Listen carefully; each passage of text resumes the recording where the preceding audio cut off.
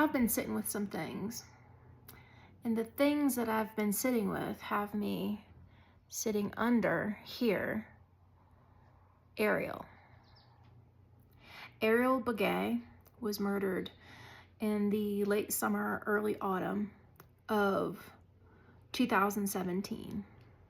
Though when the Navajo cop who sent me the missing persons flyer related to her or of her did not know that.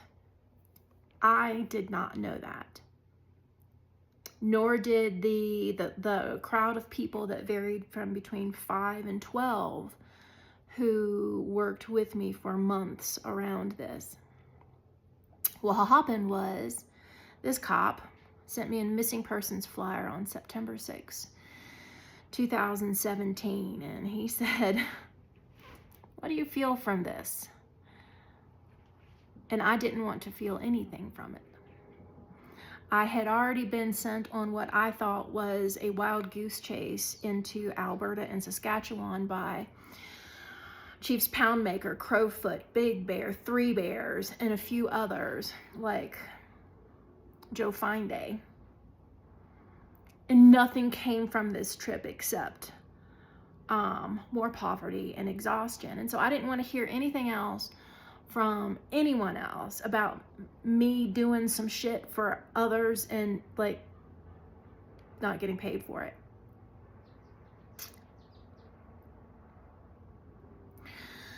That night, it was either that night or the next night, I had a vision of this dude that I call the Walrus because he's a very grande dude, and one of his cohorts,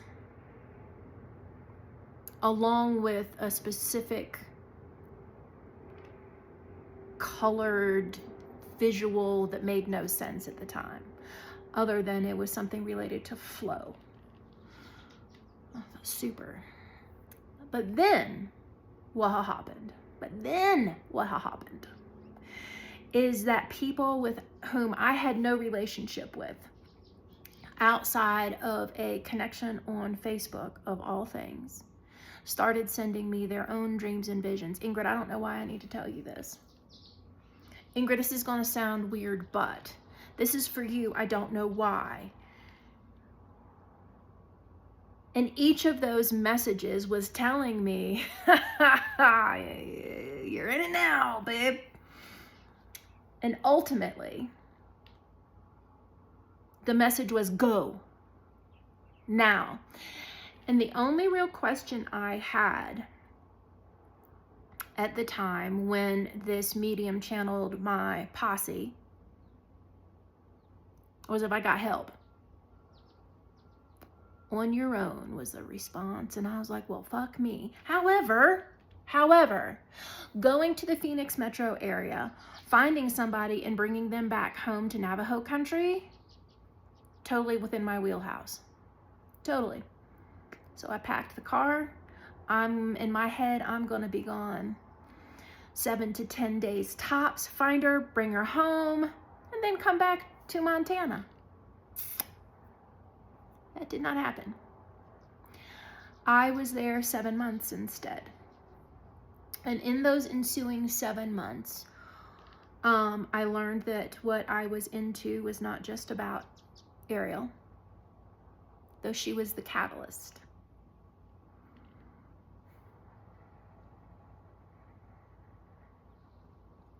I got to the desert on September 14th, 2017. And by the 18th, I was in the Phoenix FBI office, not knowing at the time that I was sharing with them information that I was not supposed to know. And in that conversation, I was immediately under their radar. With or without a warrant, I don't know. Although I suspect it was with one because I was not supposed to know things that I shared related to the Sinaloa Cartel and investigations in New Mexico and Arizona.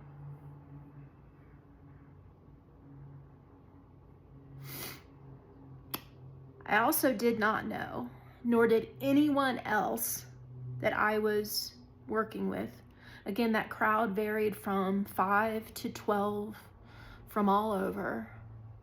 People had conversations with Ariel as if she were in a body. Conversations both directed to me and to them, keeping them invested in my safety and her well-being.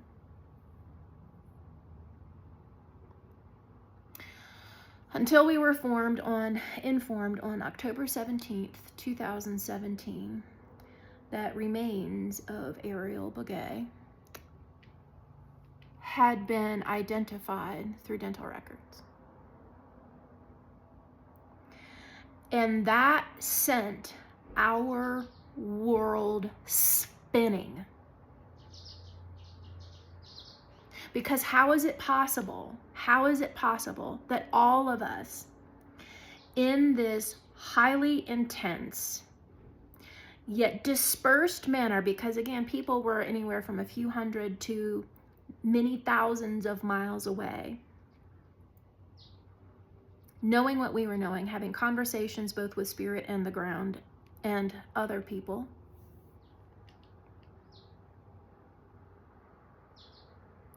how is it that we could have been so stupid? How could we have been so blindly dumb? Except we weren't. We were lied to. So I drove away from Ariel's mom's and family's place. Oh my God. I felt like I had been run over. I felt like God had ripped off my neck and shat down it. I thought some other stupid fucking dead Indian had just got me into some shit that I sure as shit wasn't getting paid for, and that it was messing with my body and clearly with my mind, because I believed this. And so I'm driving away from Oak Springs, and I am cussing and I am crying, and why the fuck did you lie, you fucking bitch? And the words were so clear. So clear, because if I had not, you would have not come. No one comes.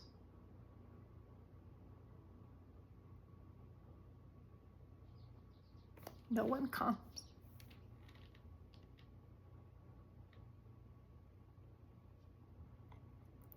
And at the time, part of my mind was like, I've got to get back to Helena.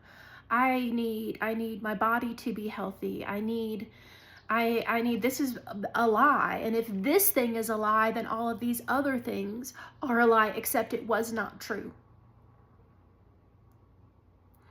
Everything that I had been receiving and feeling about where remains were buried, where young girls and women were being held in the Phoenix metro area to be sold and moved to other places in the country through this network that is a partnership between the Sinaloa Cartel and Indian Gaming, with a hub outside in the Gila River Indian community, was true, and I knew it. And all of this stuff is coming back to the fore because I've been compiling some stuff for federal law enforcement and for the intelligence community related to how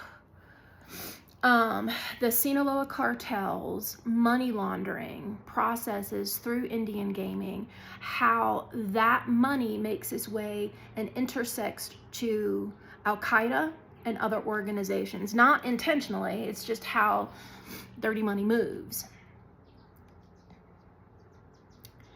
And what I have been remembering for all of these years is that Ariel lied. And that she's a pain in my ass. Ariel is not entirely always in my presence, but when she is, hello, like that this young lady had to die to find her power is sad, astonishing, and something now 8.5 years in, I'm entirely grateful for.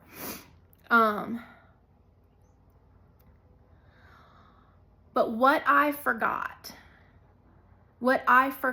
is the universal involvement of many beings who orchestrated from afar